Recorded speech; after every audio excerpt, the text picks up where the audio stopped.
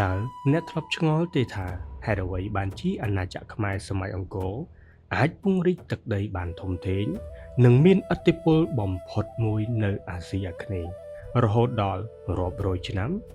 មនុស្សភាគច្រើនតែងតែគិតដល់បារមីនៃអាទិទេពឬក៏ចំនួនទ័ពដ៏មហិមាប៉ុន្តែមានរឿងមួយដែលសៀវភៅប្រវត្តិសាស្ត្រទូទៅមិនសូវបានប្រាប់អ្នកឡើយនោះគឺបច្ចេកវិទ្យាសិក្បថ្ងៃនេះយើងនឹងនាំអ្នកទៅជួបជាមួយ Sniper សម័យបុរាណអាវុធដ៏មហិមាដែលសូម្បីតែអាណាចក្រធំៗនៅអឺរ៉ុបក៏មិនទាន់មានប្រើប្រាស់នៅឡើយនៅក្នុងសម័យនោះតើវាជាអ្វីហើយវាខ្លាំងប៉ុណ្ណាមកតាមដានជាមួយនឹងយើងទាំងអស់គ្នាយើងមិនមែនកំពុងនិយាយពីរឿងព្រេងនិទានឡើយវត្ថុតាងដ៏រឹងមាំបំផុតគឺត្រូវបានចារឹកទុកនៅលើជញ្ជាំងថ្មនៃប្រាសាទបាយ័នប្រសិនបើអ្នកពិនិត្យមើលឲ្យច្បាស់អ្នកនឹងឃើញចម្លាក់កងទ័ពខ្មែរកំពុងបញ្ជាម៉ាស៊ីនម្យ៉ាងដែលមានធ្នូដ៏ធំពីរជាន់អ្នកប្រវត្តិសាស្ត្រហៅវាថា Ballista ឬម៉ាស៊ីនបាញ់ព្រួញភ្នំអ្វីដែលអស្ចារ្យបំផុតនោះគឺខ្មែរបានច្នៃវាឲ្យមានក្បាលពីរឬ double bow ដែលផ្ដល់កម្លាំងរុញទ្វេដងសាកស្រមៃមើលនៅក្នុងសម័យដែលគេប្រើតែធ្នូដៃធម្មតាតែខ្មែរយើងមានម៉ាស៊ីនបាញ់កុំតិចដ៏មហិមាទៅហើយតើម៉ាស៊ីននេះដំណើរការដោយរបៀបណាវាត្រូវបានផលិតឡើងពីឈើដែលមានភាពយឺតខ្ពស់និងខ្សែដែលធ្វើពីសរសៃសត្វឬរុក្ខជាតិដែលវិញយ៉ាងមាំប្រព័ន្ធធ្នូរូបនេះមិនមែនគ្រាន់តែដាក់ឲ្យមើលទៅស្អាតតែប៉ុណ្ណោះទេតែវាជាការគណនាវិទ្យាសាស្ត្រដើម្បីបង្កើតល្បឿននិងបាញ់បានចម្ងាយឆ្ងាយ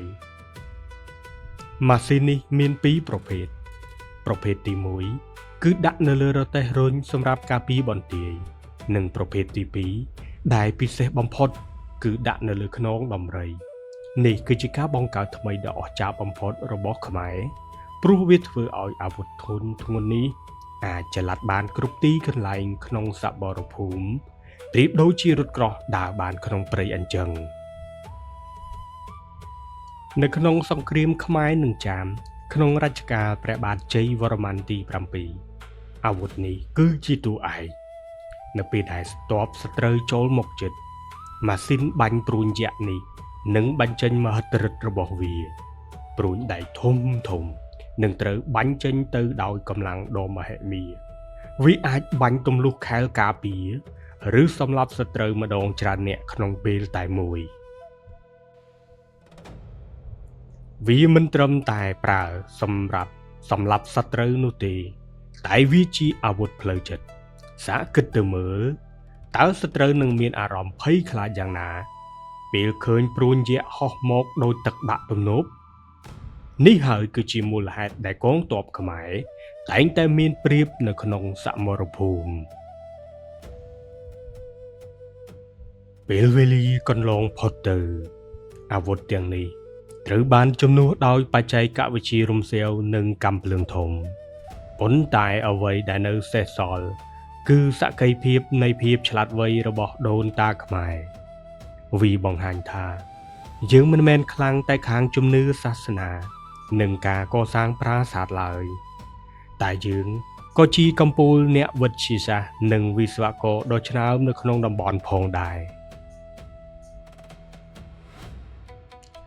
ការសិក្សាពីប្រវត្តិសាស្ត្រមិនមែនគ្រាន់តែដឹងអំពីអតីតកាលនោះទេ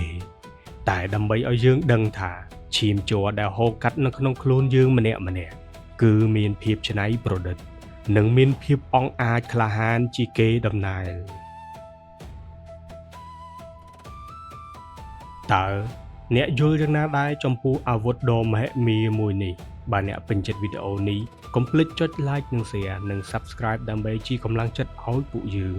ជីកកកាយអាចកំបាំងប្រវត្តិសាស្ត្រខ្មែរមកចែកជូនបងប្អូនជាបន្តទៀត